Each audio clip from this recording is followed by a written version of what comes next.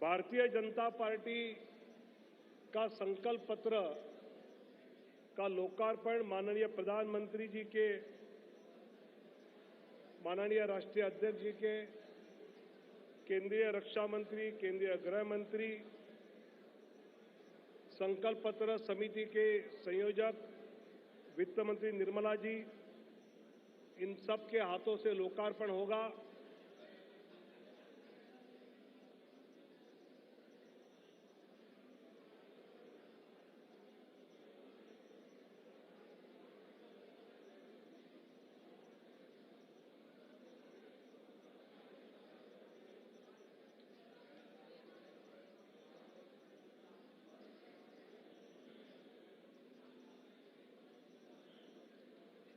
आज के इस समारोह में केंद्रीय मंत्री, केंद्रीय पदाधिकारियों के साथ दिल्ली के भाजपा एनडीए के लोकसभा के सभी उम्मीदवार उपस्थित हैं।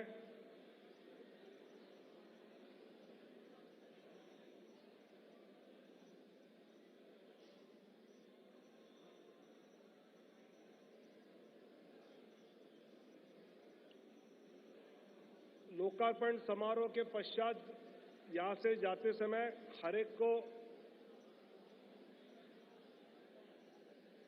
अपने यहां संकल्प पत्र की प्रति दी जाएगी। साथ ही भारतीय जनता पार्टी के साइट पर और डिजिटली भी आपको पहुंचाने की व्यवस्था कार्यक्रम के पश्चात तुरंत हो जाएगी।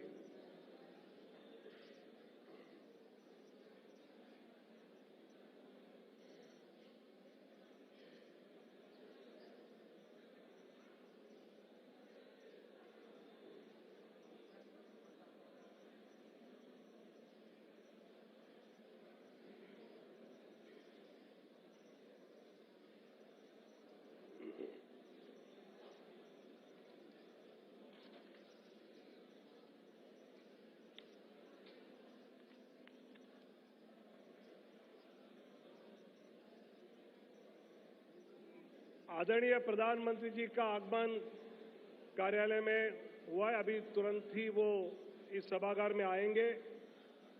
आदरणीय प्रधानमंत्री जी, आदरणीय राष्ट्रीय अध्यक्ष जी, आदरणीय रक्षा मंत्री जी, आदरणीय गृह मंत्री जी और आदरणीय वित्त मंत्री जी, ये सभी मंच पे आएंगे।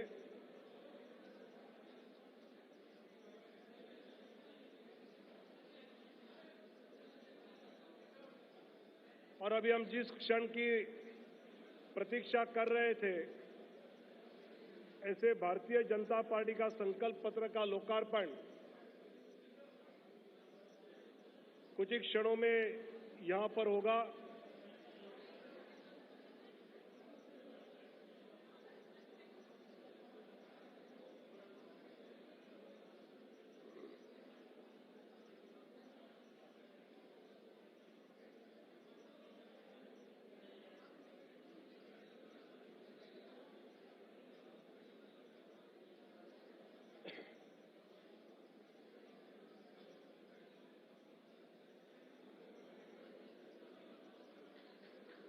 आदरणीय प्रधानमंत्री जी का आगमन, आदरणीय राष्ट्रीय अध्यक्ष जी का, आदरणीय रक्षा मंत्री, आदरणीय गृह मंत्री, इनका बहुत बहुत स्वागत कर रहे हैं। आदरणीय निर्मला जी,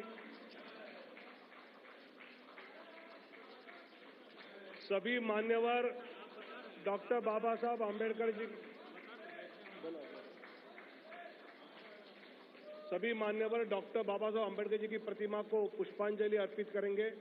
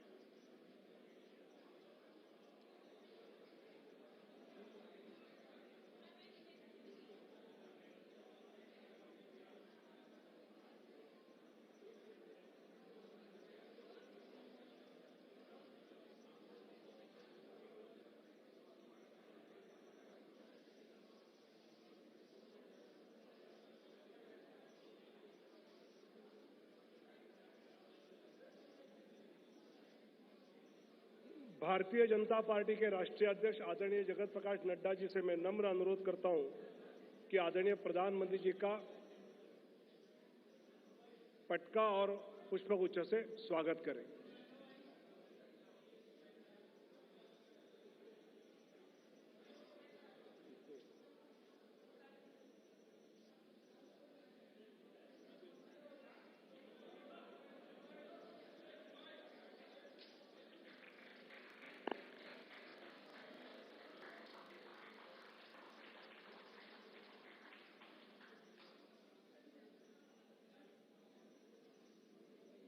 मैं आदरणीय राष्ट्रीय अध्यक्ष जी से नम्र अनुरोध करता हूं कि वो अपना संबोधन दें।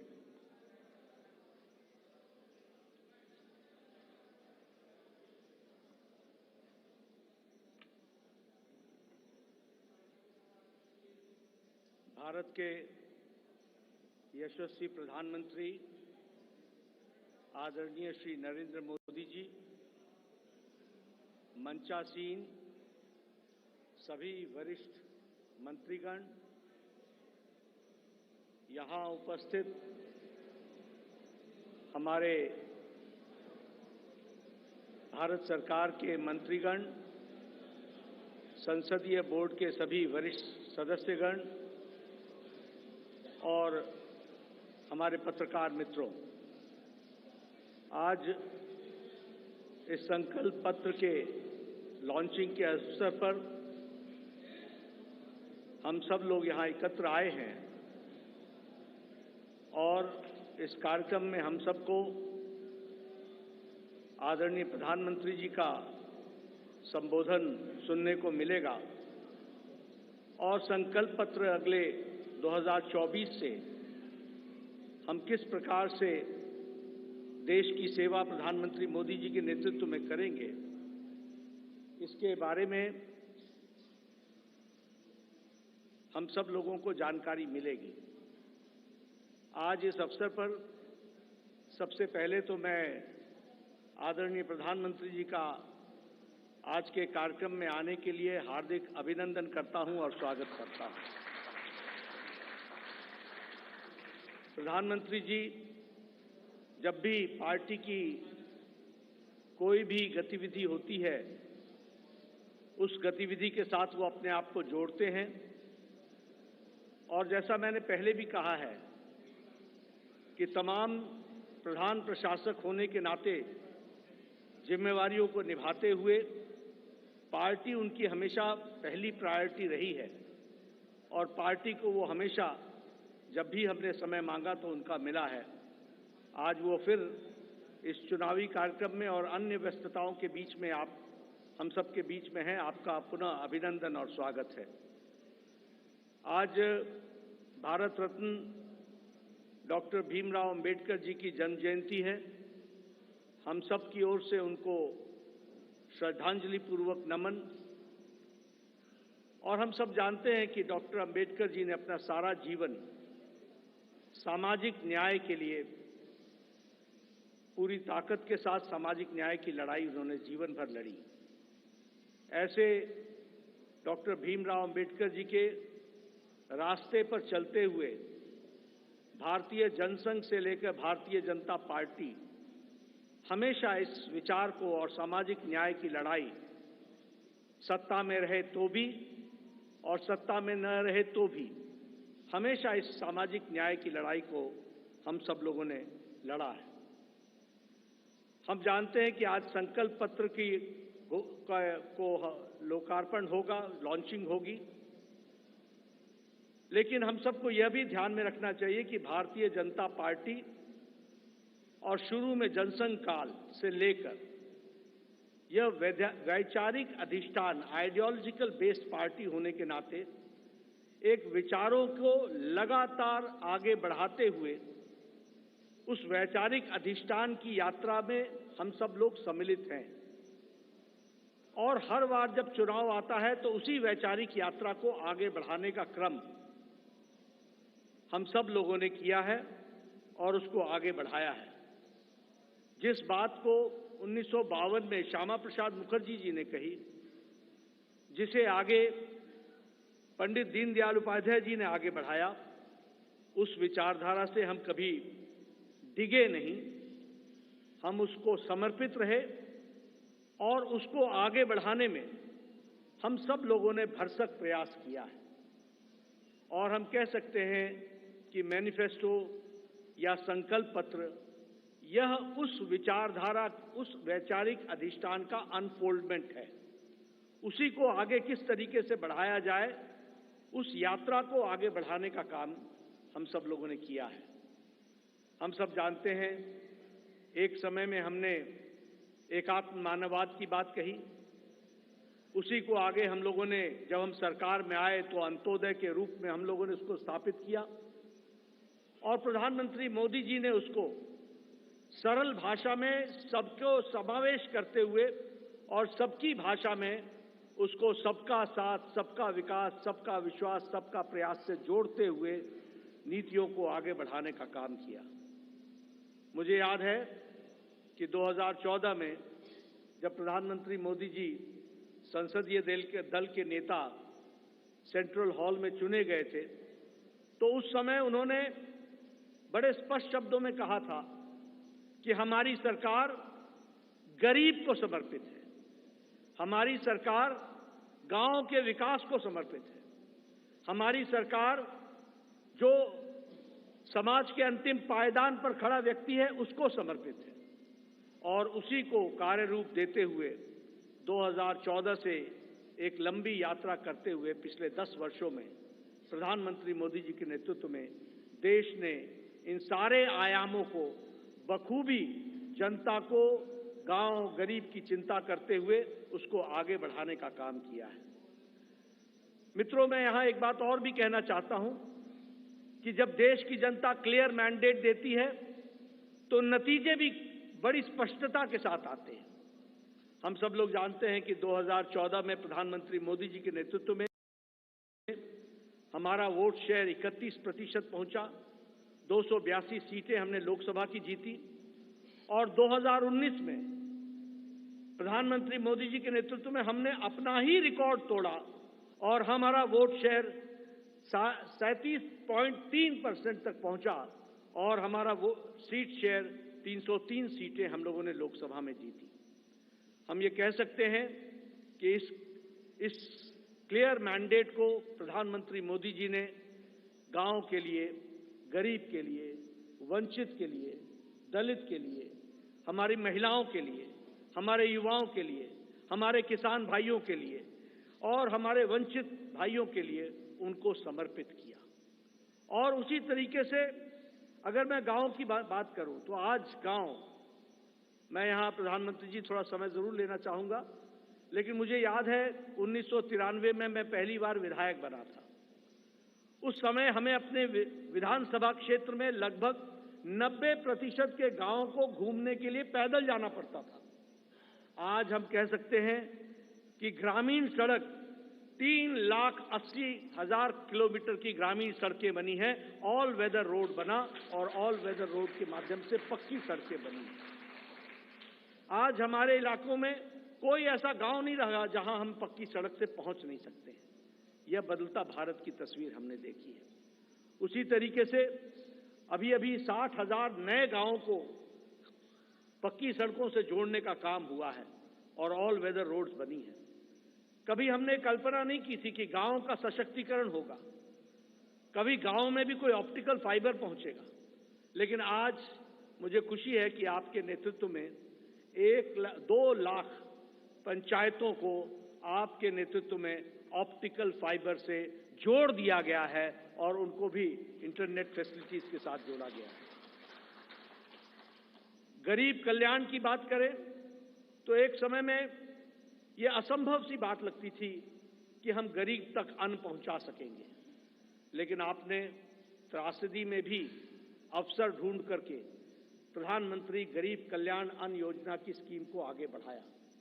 80 करोड़ की जनता को या तो 5 किलो गेहूं या 5 किलो चावल या 1 किलो दाल ये देने की व्यवस्था की।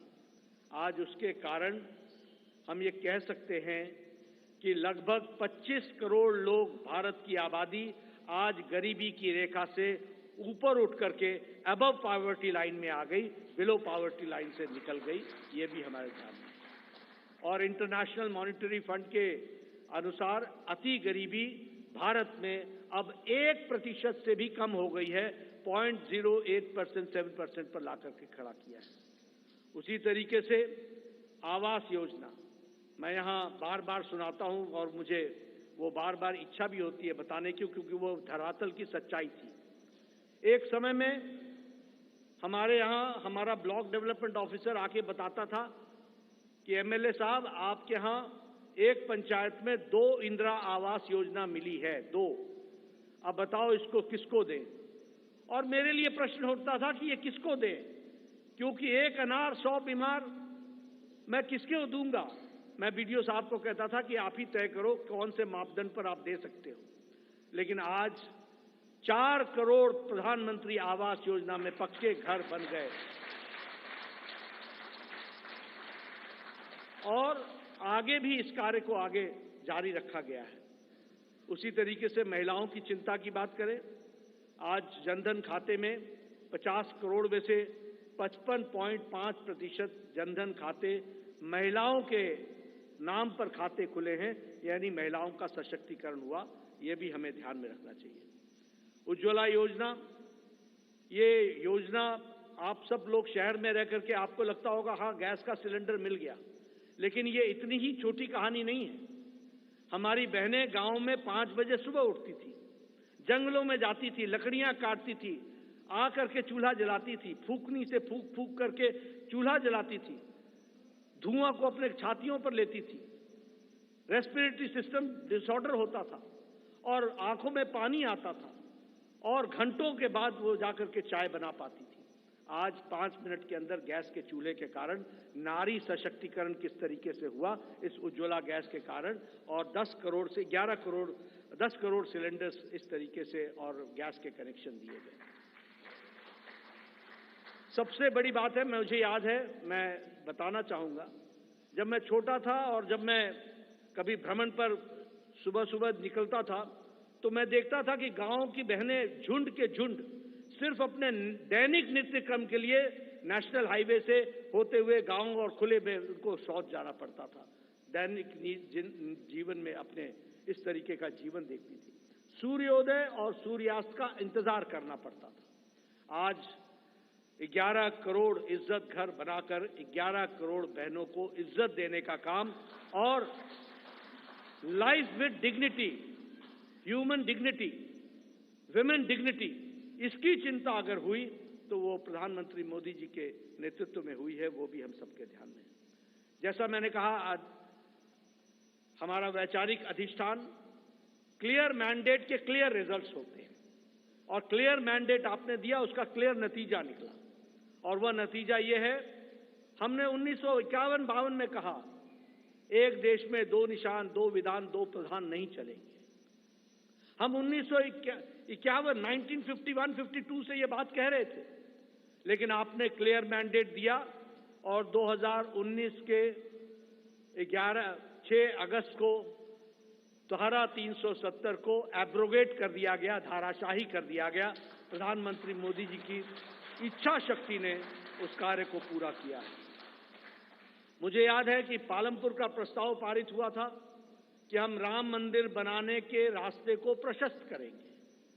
ये पालमपुर का रेजोल्यूशन था और पालमपुर के रेजोल्यूशन से लंबी यात्रा हमने की और हमने वो भी दिन देखे जब कांग्रेस के वकील खड़े होकर के न्यायिक प्रक्रिया को रोकने का प्रयास करते थे।